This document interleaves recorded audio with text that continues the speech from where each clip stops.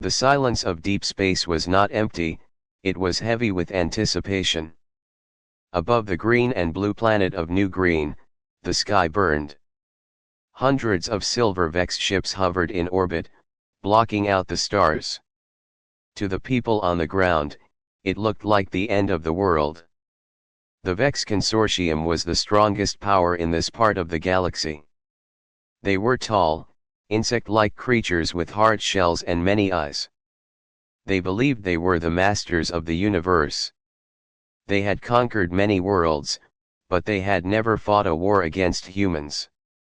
To the Vex, humans were small, soft, and weak. They called them Deathworlders, a name meant to scare others, but the Vex just laughed at it. They thought the humans would be easy to defeat. High Executor Kale that sat on the command deck of his massive ship, the Dominion. He watched the large screen in front of him. It showed the capital city of New Green. The city was burning. Smoke rose from tall buildings. Lasers from the sky hit the ground, tearing apart houses and roads. "They are pathetic," Kale that said. His voice sounded like metal scratching on stone. "Look at them run. They have no honor. They have no organization." Commander Xylos stood next to him. Xylos was in charge of the ground troops. "They are broken, Executor. Their communication signals are full of fear. We demand surrender every hour, but they do not answer. They just die." "Then make them answer," Kale that's ordered. "Send the drop ships. Finish this. I want to return to the home galaxy before the next solar cycle." On the surface of the planet, the situation was bad, but it was not hopeless. In the ruins of the city, a group of human soldiers was hiding. They were not the regular army, they were a mix of police, retired veterans, and brave volunteers. They were tired, dirty, and hungry, but they were not afraid to die. Mark, a young man with a messy uniform, looked over a broken wall. He held a heavy rifle in his hands. His hands were shaking slightly, not from fear, but from anger. "They are coming again," Mark whispered. Next to him was an older man named Bill. Bill was cleaning a machine gun. "Let them come," Bill said. "We have plenty of bullets left." "Can we really stop them?" Mark asked. "Look at the sky. There are so many ships." Bill stopped cleaning his gun and looked at the young man. "Listen to me, son. The aliens think they are better than us because they have big ships and shiny shields. But they don't know us. They don't know where we come from. Earth is a hard place. We survived ice ages, diseases, and wild animals. We are not easy to kill." Suddenly, the ground shook. 3 large Vex dropships descended from the clouds. They landed in the main square with a loud thud. The ramps opened, and dozens of Vex soldiers marched out. They held energy weapons that made a buzzing sound. "Fire!" Bill yelled. The humans opened fire from their hiding spots. The bullets hit the Vex armor, making loud pinging sounds. Some Vex soldiers fell, but others returned fire with green energy bolts. The bolts exploded against the concrete walls, sending dust and rocks flying everywhere. The battle was intense. The humans moved fast, using the ruins as cover. They did not stay in one place for long. They communicated with hand signals and shouted orders. When a soldier was hurt, others dragged them to safety. They fought like a pack of wolves protecting their territory. In orbit, Commander Xylos watched the battle through the eyes of his soldiers. He was confused. "They should be running," he said to Kale that's. "We have destroyed their defenses. We outnumber them 10 to 1. Why are they still fighting?" Kale that's looked at the data screens. He saw the bioreadings of the humans. Their heart rates were high. Their bodies were full of chemicals like adrenaline. They are in a state of panic, Kale that said arrogantly. Fear makes them stupid. It makes them fight even when they cannot win. I do not think it is stupidity, Executor, Xylos said slowly. Their tactics are savage. They use traps. They explode their own buildings to trap our squads. They do not care about their own safety. They are animals, Kale that snapped. Send in the heavy walkers. Crush them. Back on the ground, the sky grew dark again as heavy mechanical walkers marched out of the drop ships. These machines were tall and powerful. Their steps shook the earth. The human soldiers looked up in fear. We can't stop those with rifles. Mark shouted. No, Bill said, his face serious. But we can blow up the bridge they are crossing. Lucas, set the charges. A soldier named Lucas ran toward the bridge, carrying a heavy bag. The Vex walkers fired at him, but he zigzagged and ducked behind debris. He reached the support beams of the bridge, placed the explosives, and ran back as fast as he could. Blow it? Bill commanded. Lucas pressed the button. A massive explosion tore through the bridge. The metal twisted and groaned, and the heavy walkers fell into the deep river below with a giant splash. The humans cheered, but their joy was short-lived. More Vex ships were landing. The humans were brave, but they were running out of time. They had no heavy weapons left. Their ammunition was low. The Vex had unlimited resources. On the bridge of the Dominion, Kale that smiled. The planet is ours. Begin the final bombardment. Target the city centers.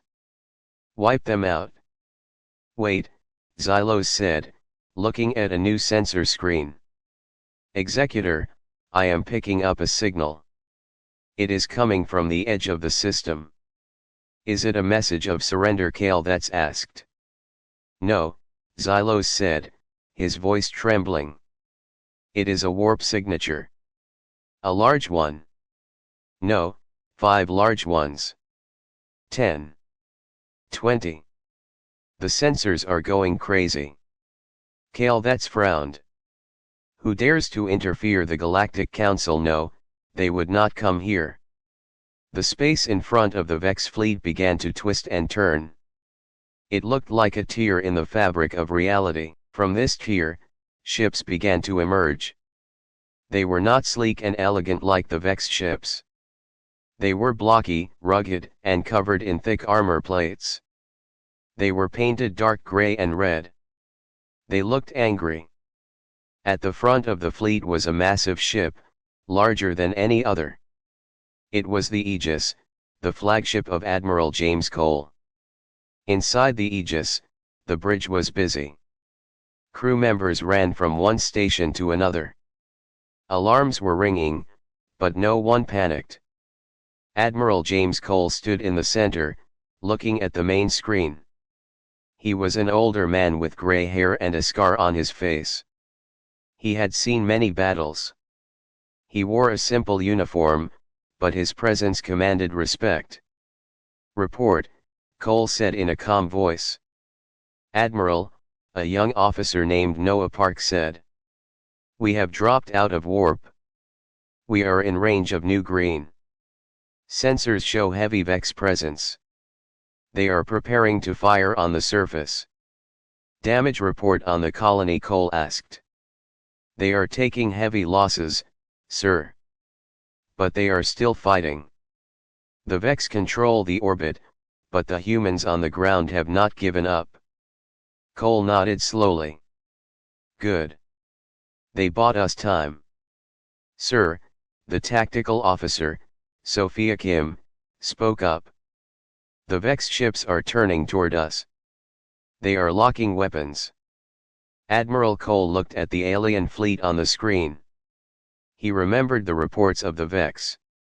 They thought humans were weak prey. They thought victory was easy. Open a channel to the entire fleet, Cole ordered. Channel open, sir. Cole took a deep breath. This is Admiral Cole to all ships. We are here to liberate New Green. The aliens think they are the hunters. Today, we show them that we are not the prey. We are the apex predators. All ships, switch to kinetic rounds. Target their engines. Disable them, but do not destroy them yet. I want them to know who beat them. Firing solutions locked, Noah Park said. Fire, Cole commanded. The human ships did not use energy beams like the aliens. They used massive rail guns. These guns used magnets to shoot solid metal slugs at incredible speeds. Silence in space was broken by the violent launch of thousands of projectiles. The slugs moved so fast that they were invisible to the naked eye. On the Vex flagship, Kale watched in horror. The sensors detected the incoming fire, but the computer identified them as solid objects, not plasma torpedoes. Shields up! Kale shouted. The Vex shields flared as the first wave of metal slugs hit them. But the Vex shields were designed to stop energy and light explosions. They were not designed to stop tons of metal moving at 10 times the speed of sound. The shields shattered like glass. The slugs passed through the empty space where the shields used to be and slammed into the hulls of the Vex ships. Huge holes were torn into the sides of the silver vessels. Debris floated into the void. Fires erupted inside the enemy ships. 3 Vex destroyers exploded instantly, turning into bright balls of fire. Another 2 lost control and began to drift toward the planet. What is happening? Kale roared. Why did our shields fail? They are using kinetic weapons. Xylos yelled. They are throwing rocks at us. That is primitive. They are effective. Kale countered. Return fire. Destroy them. The Vex fleet fired their green energy beams. The beams lashed out at the human fleet.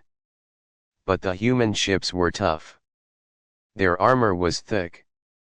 When a Vex beam hit the Aegis, the hull plates glowed red, but the ship held together. The humans had built their ships to survive punishment, just like their bodies. On the bridge of the Aegis, the ship shook. Shields at 80%, Noah Park reported. Minor damage to sections 4 and 5. They hit hard, Cole admitted, watching the tactical map. But they can't take a punch like we can. Captain Wright, take the Vanguard and punch a hole through their center. I want to break their formation. Admiral, Captain Lucas Wright's voice came over the comms. It will be my pleasure. On the screen, the human ship named Vanguard accelerated. It moved fast, heading straight for the Vex lines. The Vex ships fired at it, but the Vanguard weaved and dodged. It got close to the Vex ships, dangerously close, and opened fire with its point defense cannons and missile pods. The Vanguard tore through the enemy formation like a hot knife through butter. The Vex were panicked. They were not used to this style of fighting. They preferred to stay far away and shoot safely. These humans charged right at them. In the city below, the human defenders watched the sky in amazement. The green energy beams stopped falling. The Vex walkers in the square froze. Look up!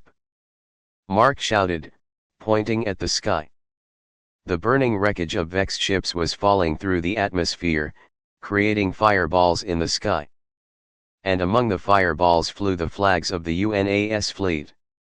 We aren't alone anymore, Bill said, a tired smile appearing on his face. The cavalry has arrived. But the battle was not over yet. High Executor Kale was angry. He had lost many ships, but he still had thousands more. He pulled his forces back into a defensive sphere. Retreat to the moon. Kale, that's ordered. Regroup behind the lunar satellite. We have the numbers. We will crush them. The Vex fleet turned and fled toward the moon of New Green. Shall we pursue? Admiral Noah Park asked. Admiral Cole looked at the retreating enemy. He knew the Vex were not running away in fear, they were preparing a trap. Let them go for now, Cole said. We need to get the dropships to the surface and rescue the survivors. But rest assured, we will follow them. They started this war, and we are going to finish it. The humans had saved the city for now, but the Vex were far from defeated. The true war was just beginning. The aliens thought victory was inevitable, but they had just met the Deathworlders, and the Deathworlders did not know how to lose. The silence that followed the first battle was deceptive. The Vex fleet had retreated behind the large gray moon of New Green, but the human forces knew this was just a pause. On the bridge of the Aegis, the mood was serious but focused. Admiral James Cole stood with his hands behind his back, watching the tactical map. The red dots representing the Vex ships were clustered together, hiding in the moon's shadow. They are reorganizing, Cole said. They are confused. They thought we would be easy to destroy, but we hit them hard.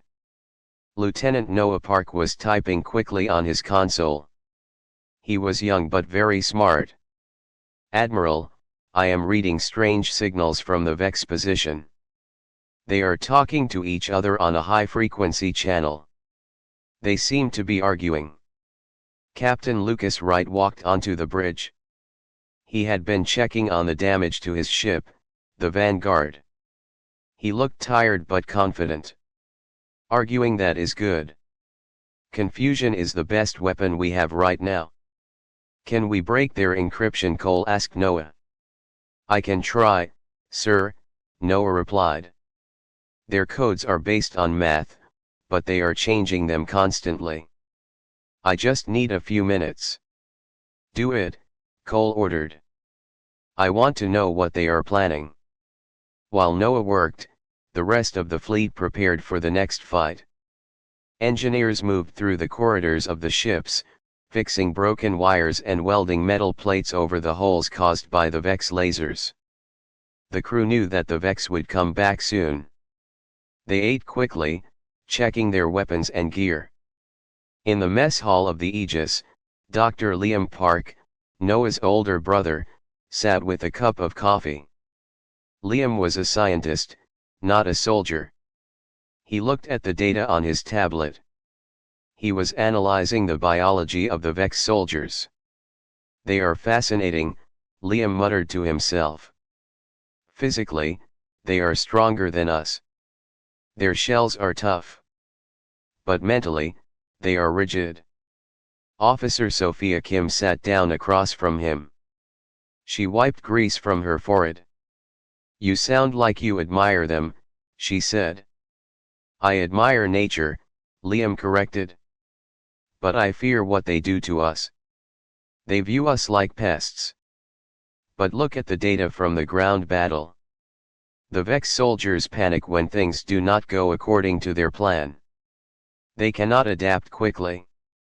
That is because they are not human, Sophia said with a grin. We are messy. We make mistakes, but we fix them. They just freeze. Back on the bridge, Noah finally slammed his hand on the desk. Got it? The main screen flickered, and a voice filled the room.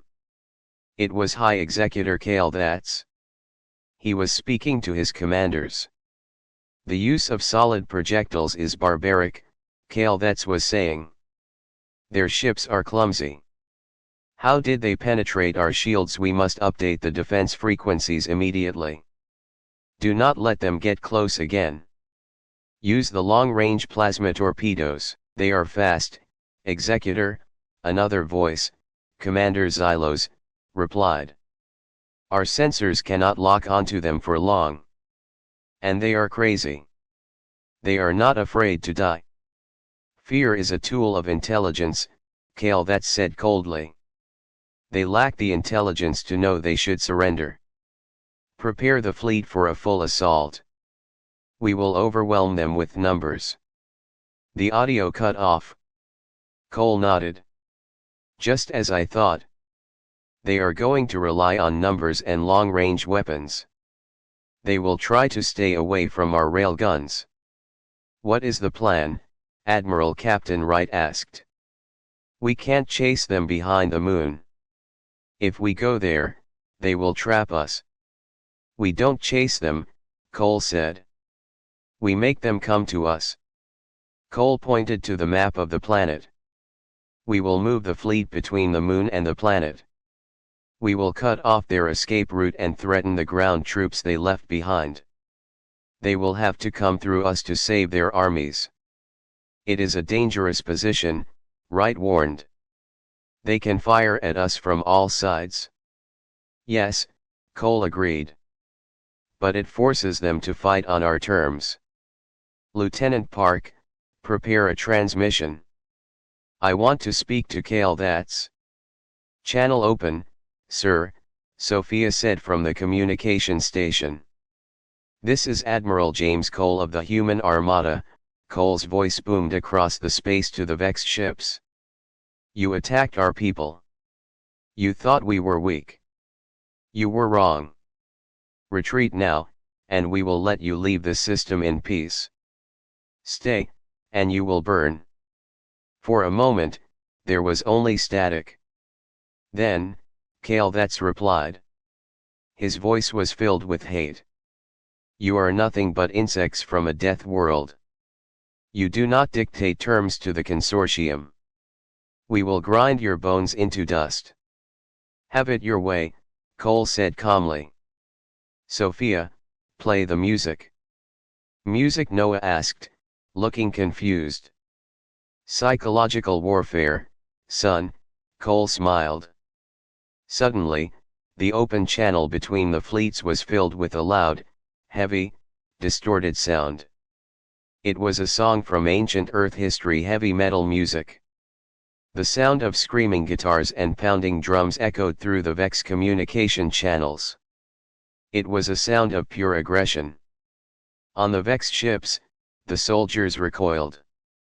The noise hurt their sensitive auditory receptors. It sounded like chaos. It sounded like madness.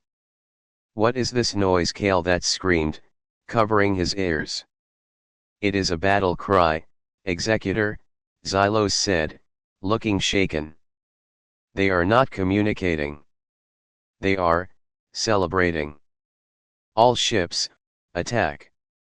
Cale roared. Destroy the source of that noise. The Vex fleet emerged from behind the moon. It was a terrifying sight. There were thousands of ships, forming a giant wall of silver. They fired simultaneously. Green plasma torpedoes and bright red lasers filled the space between the moon and the planet. Brace for impact. Cole yelled. The human fleet moved as one unit. They did not try to dodge every shot, there were too many. Instead, they rolled their ships, presenting their strongest armor to the enemy. The Aegis shook violently as torpedoes slammed into its side. Lights flickered on the bridge, and sparks flew from the ceiling. Shields are failing. Noah shouted. We are taking too much damage. Hold the line. Cole ordered. Return fire. Concentrate all railguns on the center of their formation. The human ships unleashed their fury. Once again, the darkness of space was lit up by the trails of the hypersonic slugs. The guns roared, vibrating the decks of the ships. In the vanguard, Captain Lucas Wright laughed as his ship rocked. Is that all you have? He yelled. Navigator, get me closer. I want to scratch their paint. Sir, that is suicide. The navigator protested. Do it. Wright commanded. The vanguard accelerated, ignoring the hits it was taking. It flew straight into the path of the Vex torpedoes. Using its point defense cannons, it shot down many of the torpedoes before they could hit. Then, it launched a volley of its own. Wright had a plan. He didn't aim at the ships. He aimed at the asteroids floating near the Vex formation. He used his railguns to shatter the rocks. The fragments became thousands of high-speed bullets that sprayed into the side of the Vex fleet. The unexpected attack caused chaos. Vex ships turned to avoid the debris, crashing into each other. Their perfect formation was broken. "Nice shooting, Lucas," Cole said over the comms. "Now, let's finish this." On the bridge of the Dominion, Kale-That's watched in horror. His fleet was falling apart. The humans were not fighting with logic. They were fighting with instinct. They were adapting faster than his computers could calculate. "Their behavior is erratic," Xylos said. "I cannot predict their moves. They are like wild beasts." "They are beasts," Kale-That's hissed. "But beasts can be trapped." Suddenly, a new alarm blared on the Aegis. "Admiral!" Noah shouted. "New contact. It is a Vex super dreadnought. It is huge." The space behind the Vex fleet rippled, and a ship the size of a small continent appeared. It was the Dominion.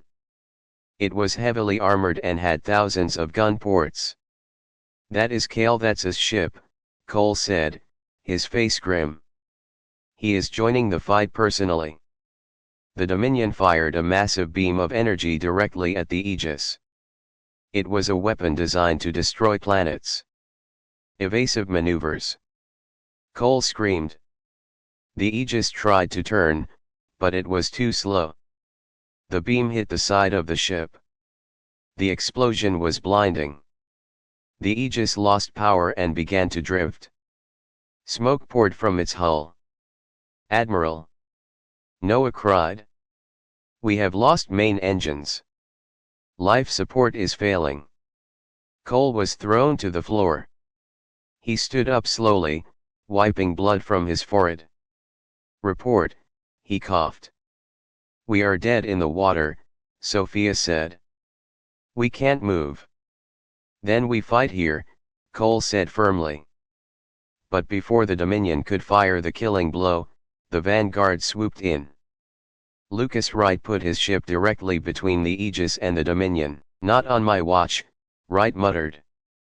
"Fire everything."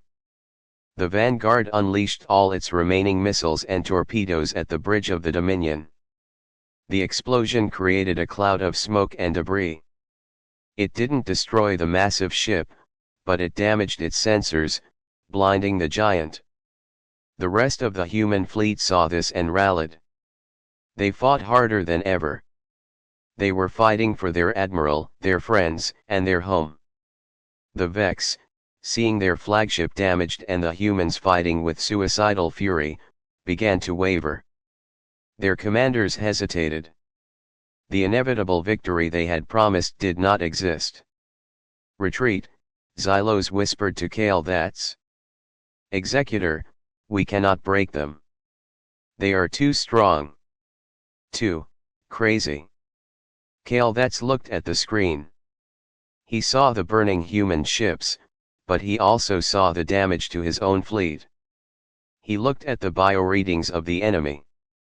Their stress levels were high, but their will to fight was increasing. "Very well," Kale-That's said, defeated. "Order the fleet to disengage. We will fall back to the outer rim." The Vex ships turned and fled. They moved faster than before, running away from the angry wolves. In the drifting hulk of the Aegis, Cole watched them go. "Let them run," he said. "For now." "Are we okay?" Sir Noah asked, helping the admiral to a chair. "We are alive," Cole said. "And that is enough to win the war eventually." The Battle of New Green was over. The humans had held their ground against a superior force. The galaxy would hear about this day. The aliens thought they could push humanity around, but they had learned a painful lesson: the Deathworlders did not back down. They had survived, and they were ready for the next round. The Vex fleet had retreated to a safe distance, hovering near the edge of the solar system. The human ships, battered but proud, remained between the aliens and New Green. For a few hours, there was an uneasy silence. No shots were fired. The only movement was the slow drifting of damaged wreckage and the busy repair crews on the human ships. On the bridge of the Vanguard, Captain Lucas Wright looked at the view screen. The Vex were sending a signal again.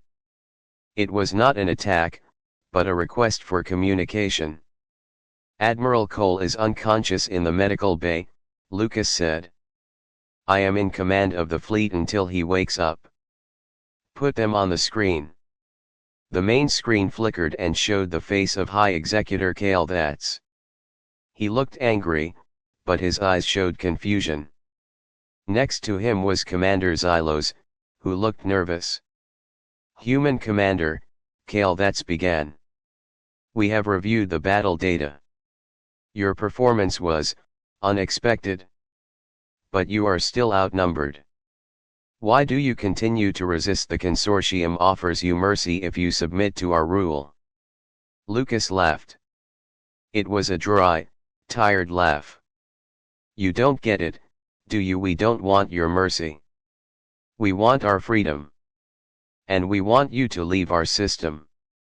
"I wish to speak to your leader," Cale That's demanded, "the one who coordinates your strategies. Surely a brute like you does not make the plans." Lucas smiled coldly. "I am a soldier, not a diplomat. But I know someone who loves to talk. I will send a representative to discuss your surrender." Cale That's was shocked. "Surrender? You speak of surrender very well. I will transmit a secure channel. We will speak face to face. I will send my brother, Dr. Liam Park," Lucas said. "He is a scientist. He will explain to you why you can't win." A few minutes later, a shuttle left the Vanguard. It flew across the empty space and landed in the main hangar bay of the massive Vex ship, the Dominion. The shuttle door opened, and Dr. Liam Park stepped out. He wore a simple white lab coat and held a tablet computer. He was unarmed. He was surrounded by Vex guards. They held long, glowing energy spears. They towered over him, their mandibles clicking and twitching. Liam did not flinch. He walked with a calm, steady pace, as if he was walking through a park on Earth. Liam was taken to a large, circular room. In the center stood High Executor Cale That's and several Vex scientists. The room smelled of ozone and strange chemicals. The walls were covered in moving screens displaying data. "Human," Cale That's said, looking down at Liam. "I am Cale That's. I lead the consortium. You are brave to come here, or perhaps you are foolish." "I am Liam Park," Liam said politely. "I am here to answer your questions." Cale That's walked around Liam, inspecting him like a bug in a jar. "I have studied your biology," the alien said. "You are soft. You have no exoskeleton. Your skin is thin. You bleed easily. Your senses are dull compared to mine. Yet, you fight with a ferocity that rivals the most dangerous predators in the galaxy. Why?" Liam adjusted his glasses. "Because we are used to surviving." "Explain," Cale That's commanded. Liam tapped on his tablet, and a hologram of Earth appeared in the center of the room. It showed blue oceans, green forests, and tall mountains. "This is Earth," Liam began. "It is our home. It is what you call a death world. To you, it looks like a paradise. But to us, it is a constant struggle. He swiped the screen. The image changed to show a thunderstorm. Lightning strikes our forests and burns them down. We survive. He changed it again to show a virus. Microscopic diseases try to kill us every day. We fight them with medicine and our own immune systems. We survive. He changed it to show a pack of lions hunting a deer. Large animals hunt us. We are slower than them, weaker than them. But we are smarter.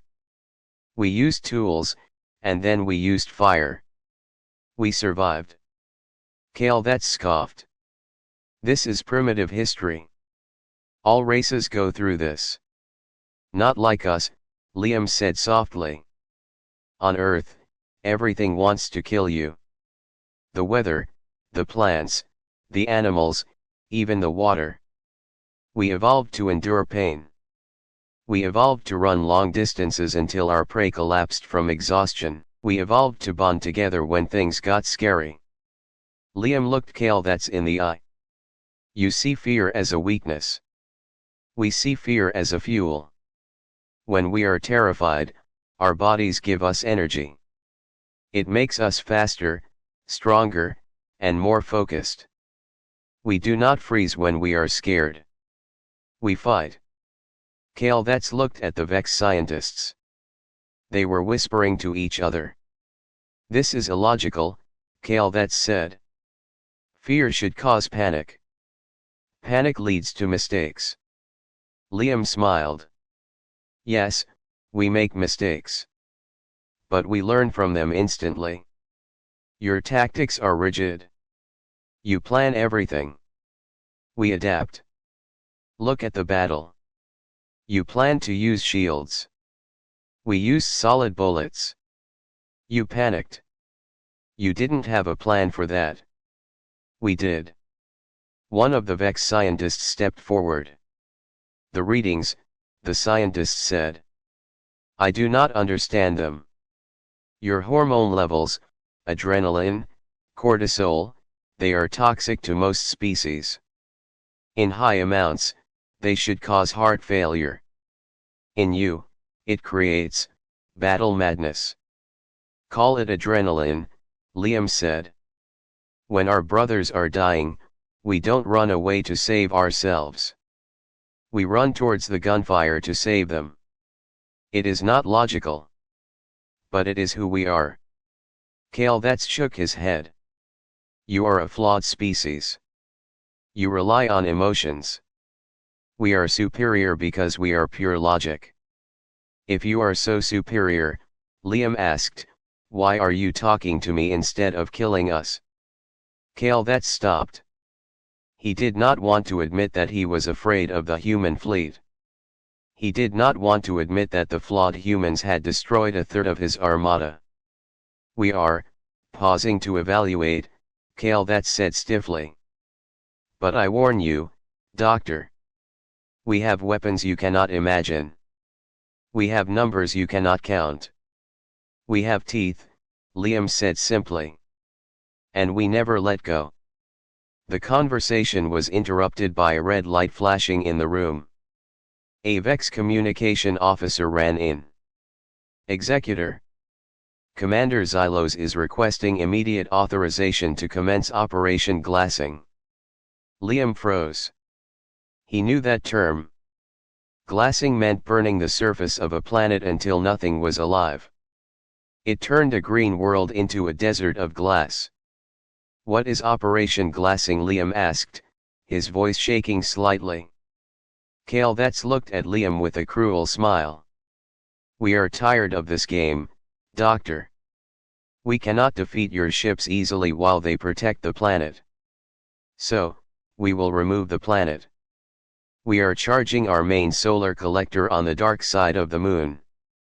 Once it is charged, we will fire a beam that will boil the oceans and burn the cities. Your fleet will have nothing left to defend. You monster! Liam shouted, stepping forward. You call us savages? You are killing billions of innocent people. They are collateral damage, Kale that said coldly. The needs of the many outweigh the needs of the few. The consortium needs the system.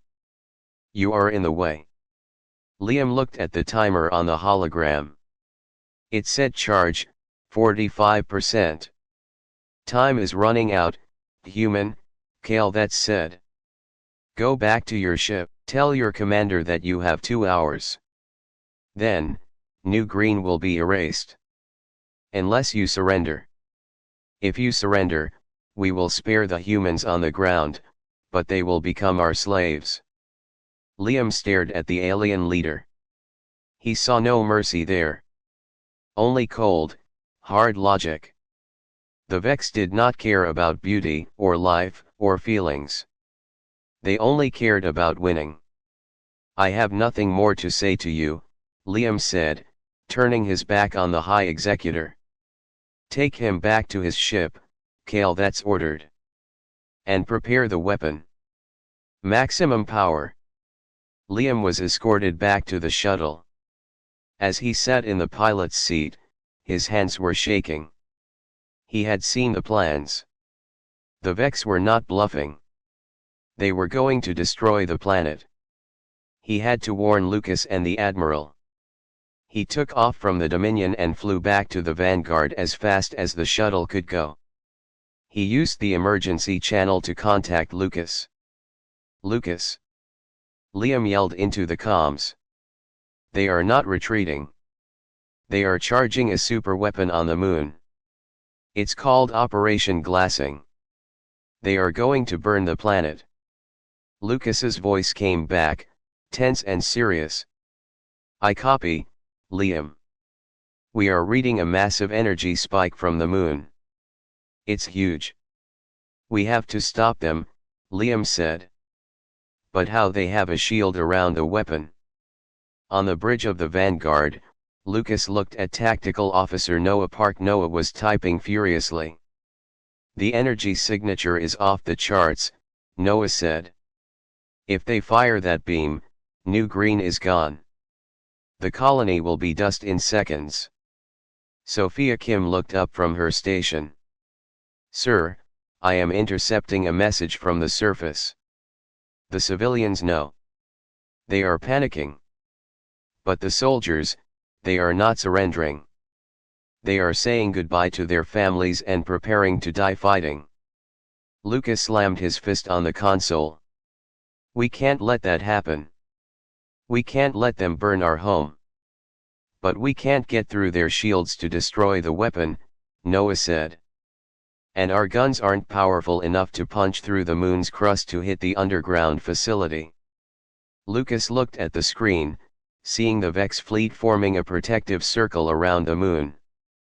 He looked at the planet below, hanging in the dark space like a jewel. He thought about the people on the ground. The brave soldiers who had held the line. The families hiding in bunkers. He remembered what Liam said about adrenaline. He felt it now. His heart was beating fast. His fear was turning into rage. We can't get through the shields, Lucas said slowly. So we have to make them bring the shields down. How? Sophia asked.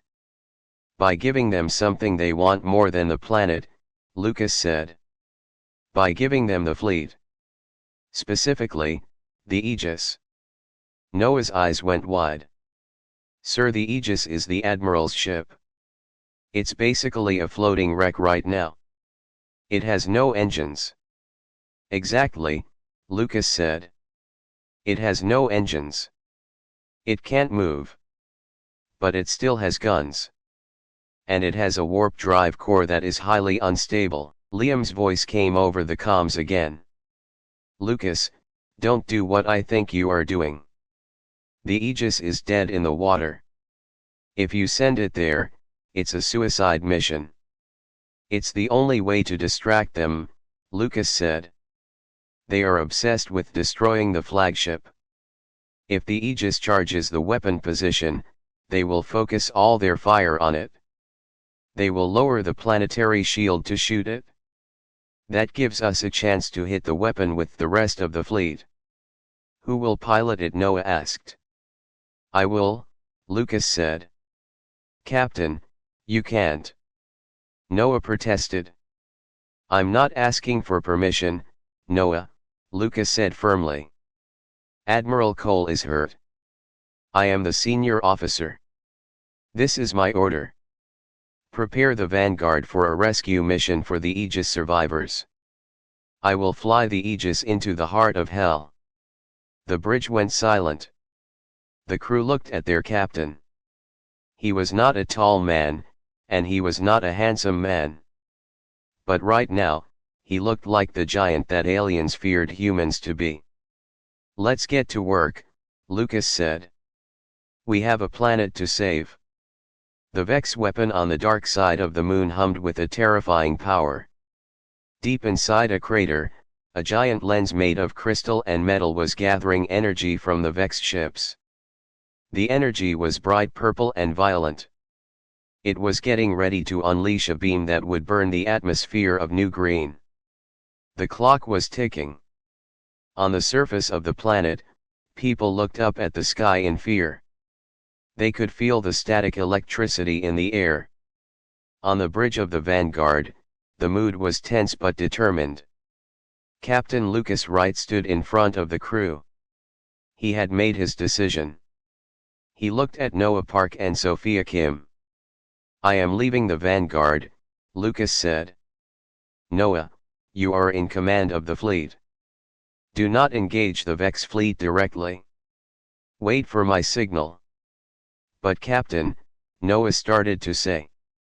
The Aegis is floating dead in space. It has no engines. It has no power for shields. You will be flying a target. I know, Lucas said calmly.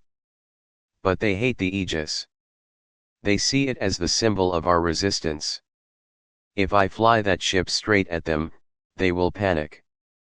They will open a hole in their defenses to shoot me. That is when you strike. Lucas looked at the main screen, where the image of his brother, Liam, appeared. Liam was on the shuttle returning from the Vex ship. Lucas, don't do this, Liam said, his voice full of worry. I saw the Vex commander. He is desperate. He will fire everything he has at you. Desperate people make mistakes, Liam, Lucas replied. I have to try. I can't let them burn our home. I love you, brother, Liam said. I know, Lucas said. Take care of the fleet for me. Lucas walked to the escape pod bay. He climbed into a small, fast shuttle. He left the Vanguard and flew toward the drifting Aegis. The Aegis was a mess. It had a giant hole in its side, and fires were still burning inside the hallways. Lucas docked his shuttle and ran through the smoke. He found the medical bay first. The medics were taking care of the wounded. Captain! A nurse yelled. What are you doing here? Is the Admiral stable? Lucas asked, breathless. Yes, he is unconscious, but he will live. We are preparing to move him to the Vanguard. Do that now, Lucas ordered. Get everyone off the ship. Leave the wounded who can't move, we will come back for them if we can. But everyone else, go. The crew looked confused, but they obeyed. They helped each other onto the shuttles. Within 20 minutes, the Aegis was empty, except for Lucas. He walked to the bridge. It was dark and full of smoke. Sparks rained down from the ceiling. Lucas sat in the Admiral's chair. He buckled himself in. It was a tight fit. He took a deep breath. The silence of the empty ship was heavy. Computer, Lucas said. Initiate backup power. Link controls to my console. The ship groaned. Red emergency lights flickered on.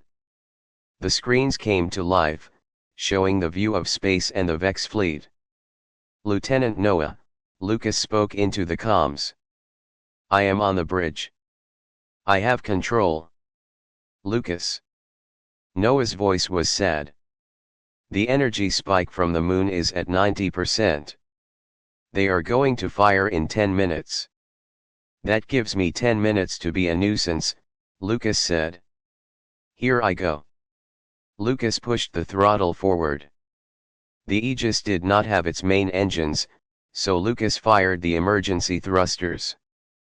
They were weak, but they pushed the giant ship.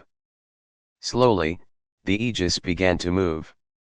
It turned away from the human fleet and pointed its nose directly at the moon. On the Vex flagship, the Dominion, alarms started to ring. Executor. The tactical officer shouted. The human flagship is moving.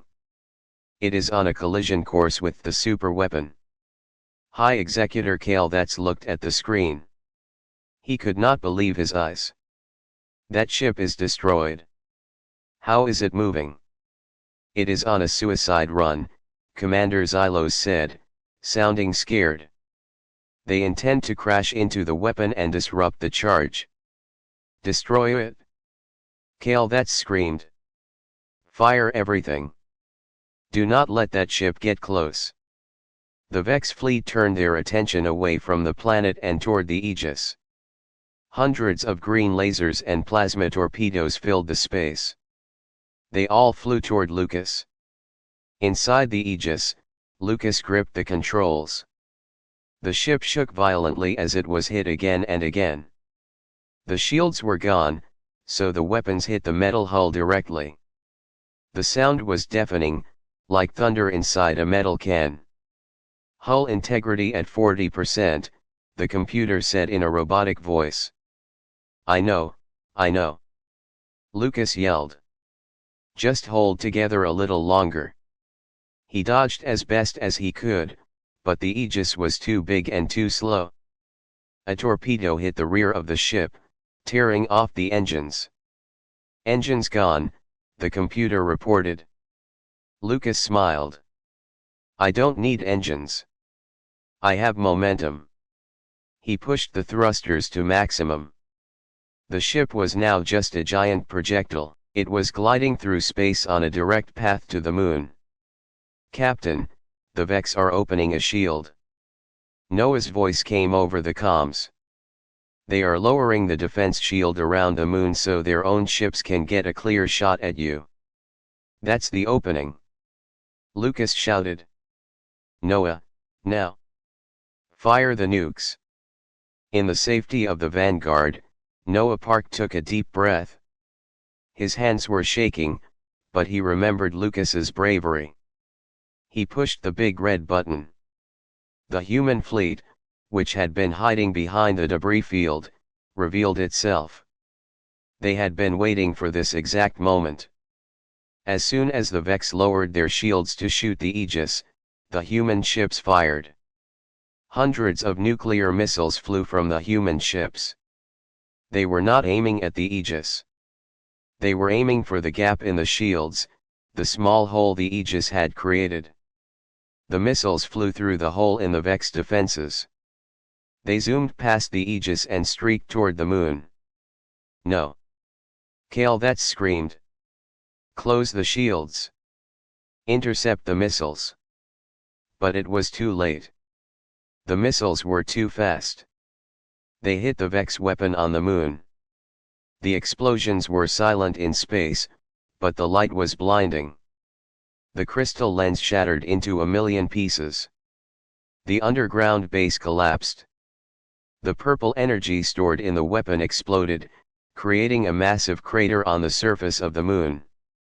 The shock wave hit the Vex ships closest to the moon, spinning them out of control. We did it! Noah yelled on the bridge of the Vanguard. The weapon is destroyed. But Lucas was not safe yet. His ship was still flying toward the moon, right into the exploding debris field. Lucas! Noah yelled into the comms. The weapon is gone. Pull up. Turn around. There was no answer. The Aegis was too damaged. The communications were fried. Lucas watched the fireball on the moon fill his view screen. He felt the heat through the thick glass. He knew he wasn't going to make it out of this. He closed his eyes and thought of his brother Liam. He thought of the green fields of New Green. "Goodbye, you bastards," Lucas whispered. The Aegis crashed into the surface of the moon. It slid along the ground, kicking up dust and rocks, before disappearing into a fiery explosion. The bridge of the Vanguard went silent. Noah and Sophia stared at the screen, tears in their eyes. "He's gone," Sophia whispered. "Captain Lucas Wright is dead," Noah said, his voice breaking. "But the planet is safe." The destruction of the weapon changed everything. The Vex on the moon were in chaos. Their command center was gone. The ships in orbit were damaged by the shock wave. But the fight was not over. The Vex were angry. They began to descend to the planet, dropping ground troops. They wanted to take their anger out on the humans below. "The Vex are landing ground troops," Noah said, wiping his tears. His face became hard. "They are trying to invade the city." "Sophia, take us to the atmosphere," Noah ordered. "We need to provide air support for the soldiers on the ground. We can't let Lucas's sacrifice be for nothing." On the surface, the battle was fierce. The Vex dropships landed in the ruins of the capital city. The humans were tired, but when they saw the explosion on the moon, they felt a new hope. They knew the space fleet had destroyed the superweapon. Mark, the young soldier who had fought with Bill, stood behind a barricade. "Did you see that?" he shouted to Bill. "They blew up the moon base." Bill grinned, reloading his rifle. "That means we have a chance." The Vex soldiers charged out of their ships. They were stronger and faster than humans, but the humans were fighting for their lives. They used the ruined buildings as traps. They used grenades and Molotov cocktails. Noah, on the Vanguard, directed the fire from above. "Target the heavy walkers," Noah commanded. "Protect the infantry." The human ship swooped down, blasting the Vex walkers with precision fire. The ground soldiers cheered as the giant metal enemies fell. But the Vex had one more trick. A massive transport ship landed, and out stepped a Vex warlord. It was a giant creature, twice the size of a human, wearing golden armor. It roared, a sound that shook the ground. It fired a massive weapon that destroyed a tank. "We can't stop that thing," Mark yelled. "We have to try," Bill said. Bill stood up and fired at the warlord, but the bullets bounced off the golden armor. The warlord turned and aimed at Bill. Suddenly, a shuttle swooped down from the sky. It was Liam's shuttle. He had returned from the Vex ship. He wasn't a soldier, but he knew something the Vex didn't. Liam opened the shuttle door and held up a strange device he had stolen from the Vex lab. It was an EMP emitter, designed to disrupt Vex electronics. "Cover your eyes," Liam screamed over the loudspeaker. He activated the device. A blue wave of energy washed over the battlefield. The Vex soldiers fell to the ground, their suits locking up. The warlord froze, its lights flickering and turning off. The humans were unaffected because their technology was simpler and analog. They saw the Vex freeze. "Now!" Bill yelled. "Attack while they are down." The humans charged. They surrounded the frozen warlord and planted explosives. They ran back, and the explosives detonated. The warlord was blown to pieces. The Vex troops, without their suits working, were defenseless. The battle turned into a rout.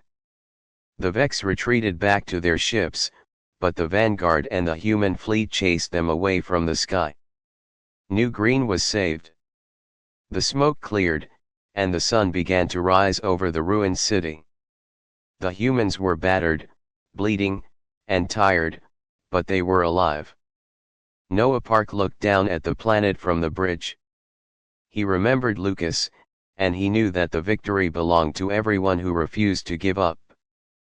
The sun rose over New Green, casting a pale light on the ruins of the city. The fires had mostly burned out, leaving only pillars of gray smoke drifting into the sky. The ground was covered in debris, broken glass, and the twisted metal of Vex machines. It was a scene of total destruction, yet, the silence was not the silence of death. It was the silence of relief.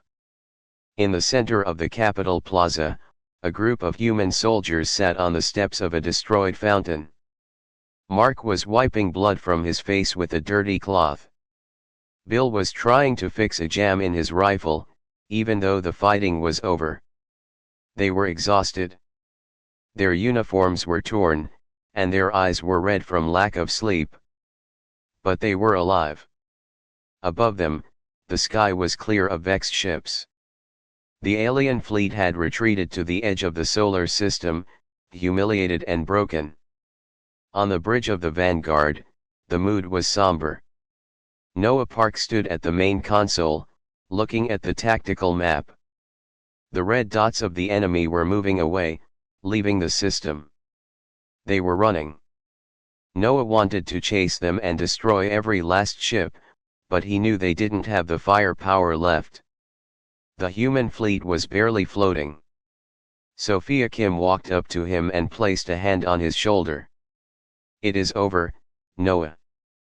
We won." Noah nodded slowly. "I know. But it cost us a lot." He looked at the empty chair where Captain Lucas Wright used to sit. It felt wrong to see it empty. Lucas had been their leader, their friend, and the bravest man Noah had ever known. He had given his life to save the planet. "Admiral Cole is waking up," Sophia said softly. "The medics say he is asking for a report." "I will go see him," Noah said. "You have the bridge."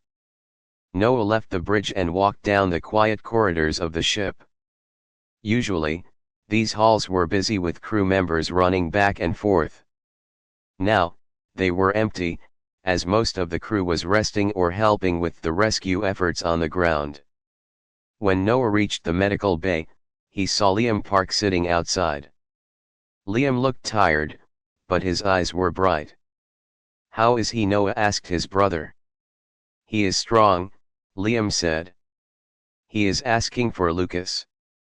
Noah took a deep breath. "I have to tell him." Noah walked into the room. Admiral James Cole was lying in a bed, bandaged around his chest and head. He looked old and frail, but his eyes were sharp. When he saw Noah, he tried to sit up. "Report," Cole rasped. "At ease, sir," Noah said, gently pushing him back down. "The battle is over. The Vex weapon on the moon is destroyed. The Vex fleet has retreated. New Green is safe." Cole closed his eyes for a moment and let out a long breath. "Good. And the fleet, how many ships did we lose?" "Too many," Noah said. "But the Vanguard survived, and so did many others." "And Captain Wright?" Cole asked. "Where is Lucas? He saved the ship, didn't he?" Noah looked at the floor. He couldn't find the words. Liam walked into the room and stood next to Noah. He understood his brother's pain. "Lucas is gone, Admiral," Liam said quietly. Cole stared at them. He didn't cry. He had seen too much death in his life to cry easily. But his face became very hard. "How?" "He piloted the Aegis," Noah said, his voice shaking. "He flew it into the Vex formation. He distracted them so we could destroy the superweapon. He saved the planet, sir." Cole looked up at the ceiling. "He was a good man," the Admiral said. A good soldier. He did what he had to do. We will honor him. Suddenly, the communications console in the medical bay beeped. It was a priority signal from the Vex flagship. Put it on the speaker, Cole ordered. The voice of High Executor Kale that's filled the room. He did not sound arrogant anymore. He sounded tired and defeated. Human leaders, Kale that's said. This is High Executor Kale that's of the Vex Consortium. I am transmitting to request a ceasefire. Our weapon is destroyed. Our fleet is damaged. We acknowledge your victory. Noah looked at the Admiral. Cole nodded. Noah pressed the button to reply. This is Acting Commander Noah Park of the human fleet. Why should we accept a ceasefire? You tried to destroy our world. You tried to kill everyone. We were mistaken, Kale that said. The words seemed painful for him to say. We studied your biology. We studied your history. But we did not understand your spirit. Dr. Liam Park told us that you are survivors of a death world. We thought that meant you were brutal savages. We now know that it means you are dangerous beyond measure. There was a pause. We wish to discuss terms of surrender. We will leave this system. We will never attack human space again. We only ask that you let us retreat with the ships that remain. Cole sat up straighter, despite the pain. Park, let me speak. This is Admiral Cole, Cole said, his voice booming over the channel. You listen to me, Kale that's. You came to our home, burned our cities, and killed our people. We accept your surrender, not because we are merciful, but because we want you to remember this day. You will retreat immediately. You will not stop until you are outside our territory. If you ever return, if we ever see a Vex ship near a human world again, we will not offer terms. We will not ask for surrender. We will hunt you down to the edges of the galaxy and destroy you. Do you understand? Yes, Admiral, Kale that's replied quickly. We understand. The Vex Consortium will remember the Deathworlders. We are leaving now. The channel went dead. Silence filled the medical bay. Liam let out a breath he felt like he had been holding for days. It's really over, he said. It is, Cole said. Now, get me out of this bed. I need to see my fleet. 2 days later, the city of New Green was starting to rebuild. The rubble was being cleared away, and temporary shelters were being set up. The Vex had taken their technology and left, but they had left behind a lot of wreckage. Interestingly, human scientists were already examining the Vex machines to learn from them. In the main plaza, a large stage had been set up. Thousands of people gathered: soldiers, civilians, and the crews of the fleet. Admiral Cole stood on the stage, using a cane to support himself. Next to him stood Noah, Sophia, and Liam. They were dressed in their dress uniforms, clean and pressed. Crowds cheered as the Admiral spoke. He told them about the bravery of the soldiers on the ground. He told them about the skill of the fleet in space. And then, he spoke about Captain Lucas Wright. Lucas Wright was not just a captain, Cole told the crowd. He was a hero. He gave his life so that you could live. We will build a statue in his honor, right here in this plaza, so that every child who grows up on New Green will know his name.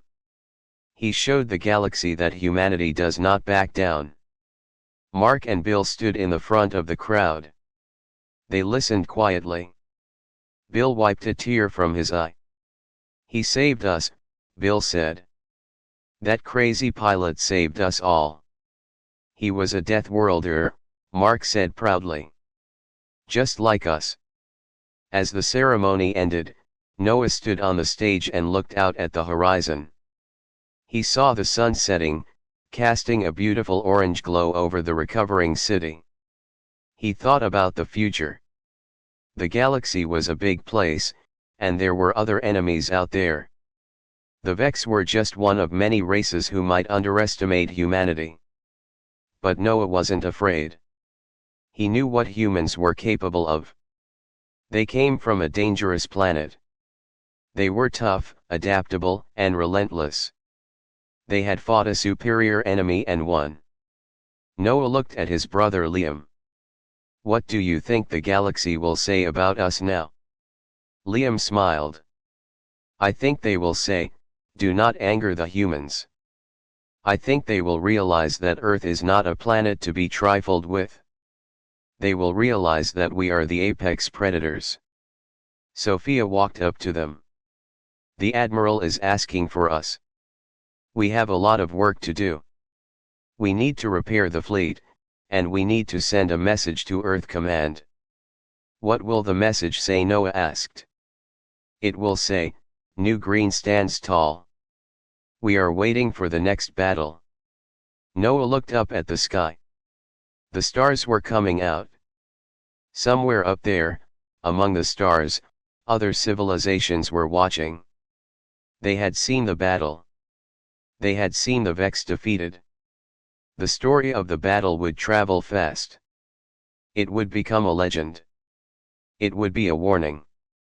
Aliens thought victory was inevitable, but they were wrong.